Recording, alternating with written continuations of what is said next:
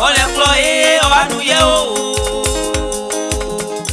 Petit Stéphano Nitro Fembe Sikerio. On est ployé, on va nous yéo. Yajua oh yeye. Awene yajua. Amu eneni amu. Yukra ngabe o. Abidjan lo. Para kabe jua. Ma ebo eku. Na ekro ekuri.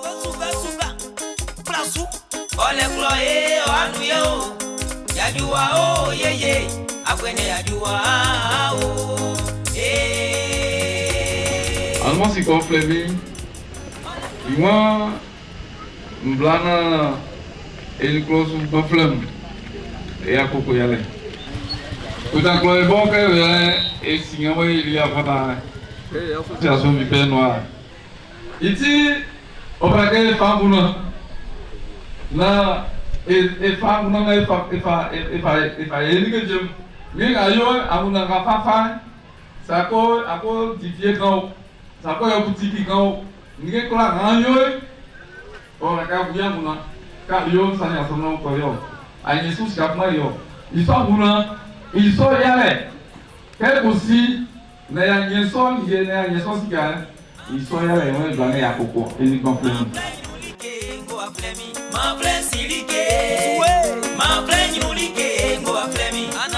à tout bien considérer, je ne suis pas le plus à même de développer cette thématique sur l'entrepreneuriat.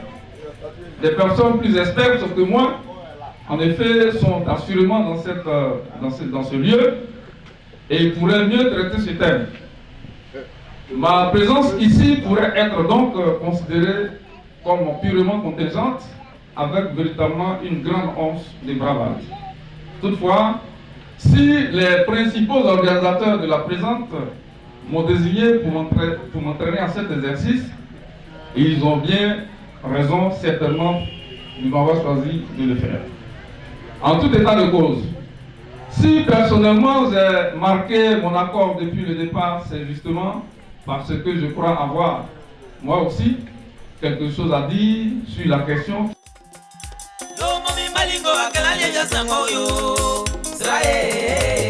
Mami malingo akalali ya sangwa yo nyamui Israel. Oui mami malingo akalali ya sangwa yo po Israel. Mami malingo akalali ya sangwa yo nyamui Israel. Oui go aye. Je ne m'attendais pas à ça. Donc vraiment l'émotion me dépasse. Parce que aujourd'hui on a très de difficultés dans ce village. On a plein de cadres. Il y a d'autres qui sont en France, d'autres sont à Abidjan. On s'est même déplacé pour aller les voir pour ces gens de difficultés ici. Bon, à notre grande surprise, on voit l'ONG qui vient nous apporter un grand soutien. Vraiment, et dit merci au président. Il dit merci. Parce que vraiment, les mots me manquent.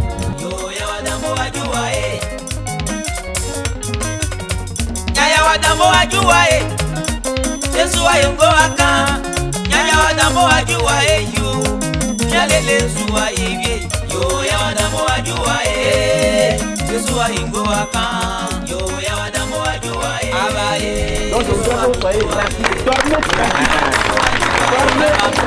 Yesu amungo aka Sa Ejurio Eteke Un sentiment de joie. Un sentiment de joie parce que je vous disais tantôt que nous avons été humiliés. Nous avons été humiliés par la suspension de notre cantine. Je disais qu'il y a près de 600 élèves qui ont été privés de cantine. Alors que nous savons l'impact que la cantine a sur les résultats scolaires. Vraiment, on était peinés. C'est un ouf de soulagement aujourd'hui qui m'arrive.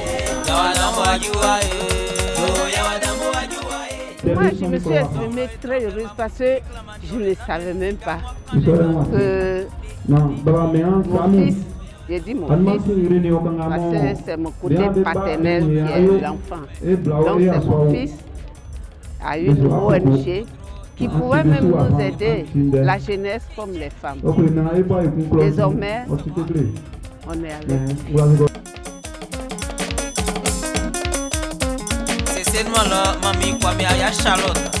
Nous faisons un meilleur. nous avons choisi un secteur clé qui est l'agriculture, parce que nous sommes dans un pays qui, si vous voulez, a tout en termes de ressources agricoles.